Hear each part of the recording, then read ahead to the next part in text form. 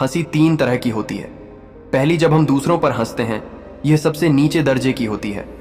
दूसरी हंसी, जब हम खुद पर हंसते हैं, यह हंसी ऊंचे दर्जे की होती है।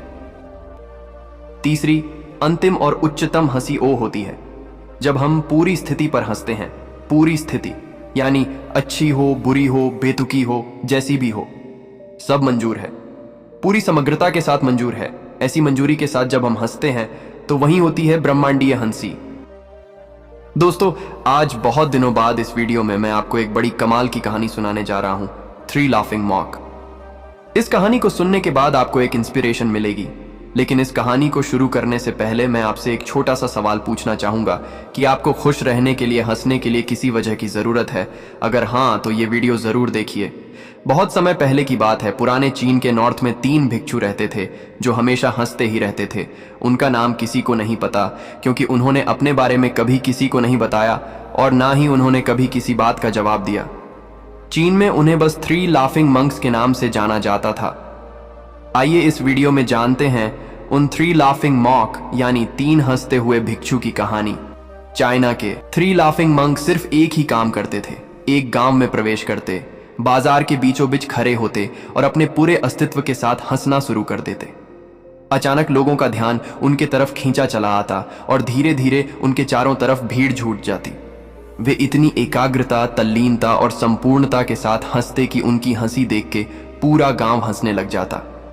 जब पूरा गांव हंसी के समुंदर में डूब जाता, तब वे दूसरे गांव चले जाते। वे ना ही कुछ बोलते थे और ना कुछ उपदेश देते और ना ही कुछ शिक्षा देते।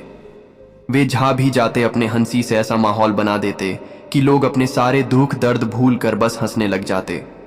धीरे धीरे चीन के लोग उन्हें बहुत प्यार करने लगे और वे पूरे चीन में 3 लाफिंग मंक्स के नाम से फेमस होते गए। चीन के लोग उन्हें बहुत प्यार करते और उनका सम्मान करते। इससे पहले और उनके बाद कभी किसी ने इस तरह प्रचार नहीं किया, मानो जीवन केवल एक हंसी होना चाहिए और कुछ नहीं। वे विशेष रूप में किसी पे नहीं हंसते थे। वे बस हंसते थे और हंसते ही रहते, मानो उन्होंने ब्रह्मांड के मजाक को समझ लिया हो, जैसे कि उन्होंने ईश्वर के मजाक को समझ लिया हो, प्रकृति के रहस्य को जान लिया हो। उन्होंने एक शब्द का उपयोग किए बिना ही पूरे चाइना में इतना आनंद फैलाया जितना आज तक किसी ने नहीं फैलाया हो। लोग उनका नाम पूछते, लेकिन वो बस हंसते ही रहते, तो उनका नाम 3 हंसते हुए भिक्षु यानी 3 लाफिंग मंक पर गया। पूरे चाइना में घूम घूम के लोगों को हंसाते हुए समय के साथ साथ वे 3 लाफिंग मंक्स बूढ़े हो गए और एक रात जब वे एक गांव में ठहरे हुए थे तो उन तीनों में से एक भिक्षु की मौत हो गई। ये बात सुनकर पूरा गांव स्तब्ध हो गया। पूरा गांव बहुत ज्यादा उम्मीद कर रहा था कि जब उन तीनों में से एक की मृत्यु हो गई है तो बाकी 2 जरूर रोएंगे। ये देखने लायक होगा, क्योंकि किसी ने भी इनको कभी रोते हुए नहीं देखा था।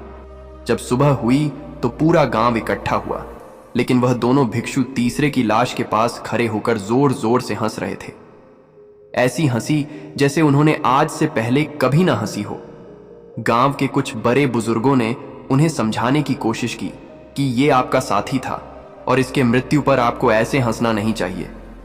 तब उस दिन पहली बार उन भिक्षुओं ने लोगों से बात की और कहा, हम हंस रहे हैं क्योंकि ये आदमी जीत गया है।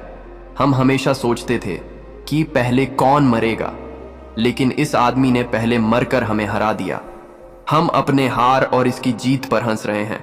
इसके अलावा ये कई वर्षों तक हमारे साथ रहा।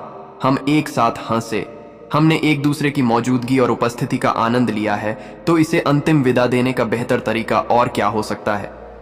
वो दोनों और जोर जोर से हंसने लगे, लेकिन पूरा गांव उदास था। जब मृत भिक्षु के शरीर को अंतिम संस्कार के लिए चिता पर लिटाया गया था तो सारे गांव वालों को एहसास हुआ कि बाकी के 2 भिक्षु मजाक नहीं कर रहे थे। वो तीसरा जो मृत भिक्षु था वो भी हंस रहा था। चीन में यह प्रथा है कि जब एक इंसान की मृत्यु हो जाती थी तो उसके पुराने कपड़े उतारकर उसको नहला धुलाकर उसे नए कपड़े पहना दिए जाते थे। लेकिन मरने से पहले उस भिक्षु ने अपने साथियों से अपने कपड़े न बदलने के लिए कहा था। उसने कहा था कि मुझे स्नान मत करवाना, क्योंकि मैं कभी अशुद्ध हुआ ही नहीं।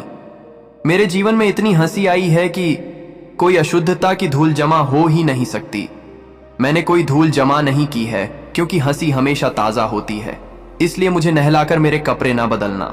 जब उस तीसरे भिक्षु के शरीर को आग लगाई गई तो गांव वालों को पता चला कि उस भिक्षु ने मरने से पहले अपने कपड़ों में कुछ पुराने चाइनीज पटाखों को छुपा के रखा था, जो आग लगने के बाद फटकर आसमान में रंग बिरंगी कलर में फैल गए। और ये देखकर पूरा गांव फिर एक बार जोर जोर से हंसने लगा।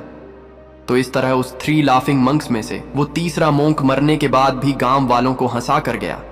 और ये देखकर बाकी 2 भिक्षुओं ने कहा, चालाक आदमी, तुम मर चुके हो, लेकिन तुमने हमें एक बार फिर हरा दिया।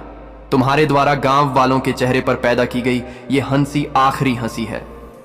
दोस्तों, खुशी और हंसी का अनुभव करना कभी बंद न करें।